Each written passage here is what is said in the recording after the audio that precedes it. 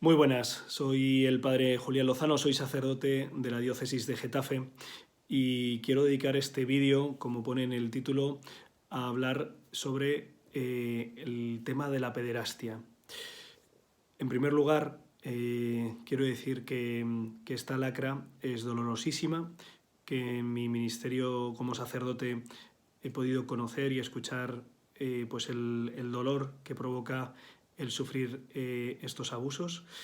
Eh, Quiero decir que un abuso, un solo abuso por parte del clero es demasiado y quiero decir también que pues los pobres medios que uno pueda tener y también los medios de la Iglesia, los servicios, las oficinas que se han creado para poder conocer y acompañar a las víctimas de abusos por parte del clero, pues están al servicio de esas personas y que espero que puedan sentirse acogidas y ayudadas por la Iglesia.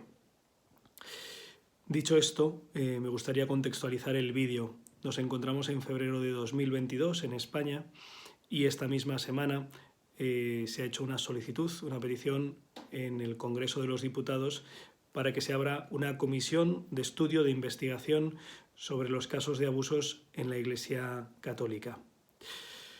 Uno podría pensar, esto se debe a que ha habido un incremento de abusos enorme en los últimos tiempos, es una alarma y hay que actuar.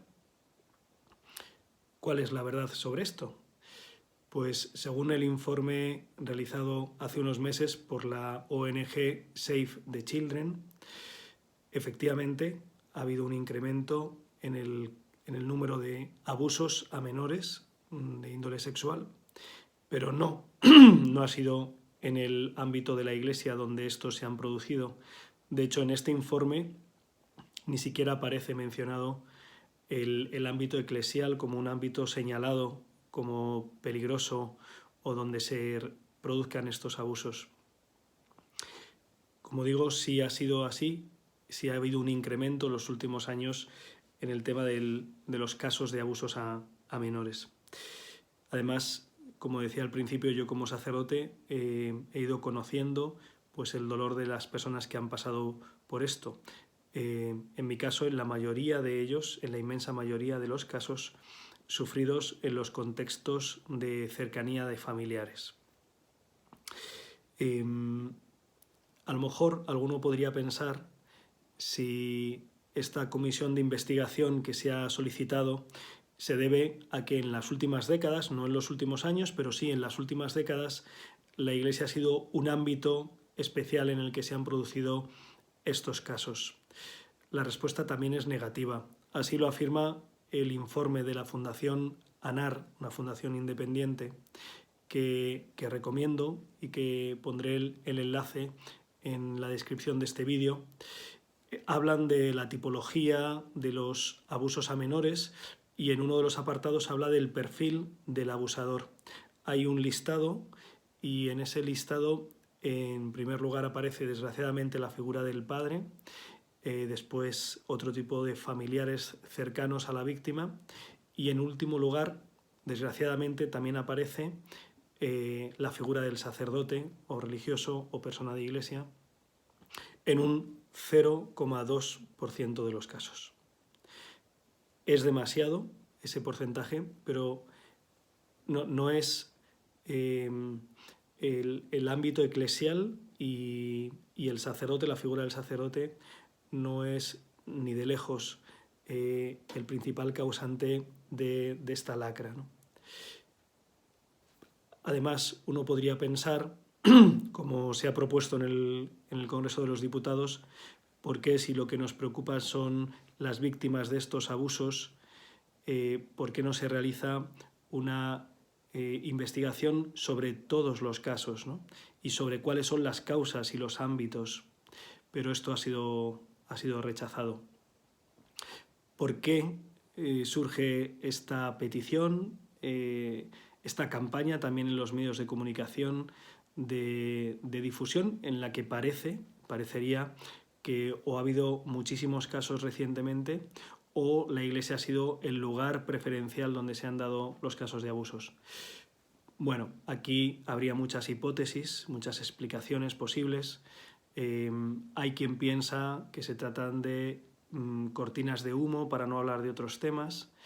Hay quien piensa que es una forma de acallar la voz de la Iglesia, porque si se la señala y se la marca de tal manera que ya no tiene como posibilidad de levantar la voz en relación a posibles injusticias que denuncie la Iglesia, ¿no? No, quizá haya algo de esto. Por supuesto, hay que reconocer, así lo ha hecho el Papa Francisco y los distintos representantes eclesiales, que ha habido una mala praxis en muchos de los casos que se produjeron estos abusos, ¿no? Bueno, en todos ha habido una mala praxis, obviamente, ¿no? Pero una mala manera de vivirlos y de afrontarlos. La mayoría de los casos se produjeron hace varias décadas en los que el contexto social, cultural, era muy distinto, en el que las situaciones problemáticas se solían esconder o tapar en los distintos ámbitos. Esto, que era evidentemente negativo y errado, pues es uno de los elementos que se han ido transformando en estos últimos años, ¿no? Gracias a personas que han ido denunciando estas cuestiones, ¿no? ¿Qué podría decir más sobre estos casos del tema de la pederastia, ¿no? Pues comparto con vosotros algunas luces que he ido viendo en estos años. En primer lugar, la importancia de crear espacios seguros, ¿no? ¿Cómo se crean espacios seguros? Pues formándose sobre la protección a menores. Hay un libro editado por la Diócesis de Getafe y la editorial Nueva Eva, se llama así, Protección de Menores, con algunas orientaciones, fichas en las que se pueden detectar posibles riesgos y cuando se ha dado algún caso de abuso, cómo sacarlo a la luz, cómo ayudar a los niños a que puedan verbalizarlo, ¿no? Generar una sana afectividad es una forma de generar espacios seguros. Una vivencia de la afectividad y la sexualidad sana y equilibrada a través de una valoración positiva de la persona, de la sexualidad, del respeto al otro, ¿no? En este sentido, uno de los motivos por los que ha habido un incremento en los casos de abusos a menores, sin duda, tiene que ver con la pornografía.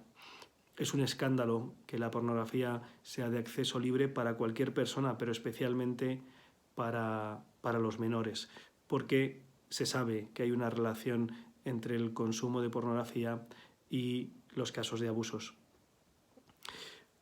Otra de las lecciones o otras de las enseñanzas, otra de las luces que comparto con vosotros y que también están en el ambiente y que se repiten de vez en cuando es que la pederastia se ha dado en la Iglesia por el tema del celibato, ¿no? Como los sacerdotes nos abstenemos de formar una familia y por tanto de tener una vida sexual activa, pues eso conduce, según aquellos que lo dicen, a tener una explosión y acabar abusando de menores, ¿no? Los informes que mencionaba al principio testifican que la mayoría de los casos de abusos se dan en contextos entre personas que no tienen el celibato, sino que tienen una vida sexual activa, ¿no? Por lo tanto, no es el celibato. Puede ser una mala forma de vivir el celibato. Eso puede afectar, claro que sí. En otra ocasión, quizá se dé la oportunidad de hablar sobre la naturaleza de los casos de abusos en el seno de la Iglesia, pero prefiero en esta ocasión no mencionar cuál es esa naturaleza, mayoritariamente hablando. Termino. Hace años, algunos sacerdotes en conversaciones, de alguna manera, veíamos la necesidad de que la Iglesia tuviera una purificación, de que los miembros, los bautizados que participan en la vida de la Iglesia se vieran purificados y renovados, se quitara hojarasca dejara de ser, digamos, un movimiento rutinario o por costumbre o por tradición, que era necesaria una revitalización. Quizá esta crisis que estamos pasando, ¿no?, que nos afecta, si queréis, señalados a lo mejor de un modo exagerado e injusto, pero con una parte de verdad, pues es una ocasión para que seamos purificados, para que la Iglesia se purifique, para que se renueve, para que clamemos al Señor por una conversión del corazón y por una vida de verdad cristiana, por desear la santidad, por orar para ser verdaderamente amigos y seguidores, discípulos de Jesucristo, ¿no? Pedimos por el fin de esta lacra, de la lacra de los abusos a menores, en todos los ámbitos, también en la Iglesia. Pedimos por la reparación y por la ayuda a las víctimas y porque se generen en la sociedad ámbitos seguros, sanos, en los que la persona pueda desarrollarse y crecer. Pido para que la Iglesia sea, como está siendo, un agente especialmente válido para ayudar a madurar y a que crezcan las nuevas generaciones. En todo caso, a pesar de las dificultades, sabemos que con el Señor, seguro, lo mejor está por llegar.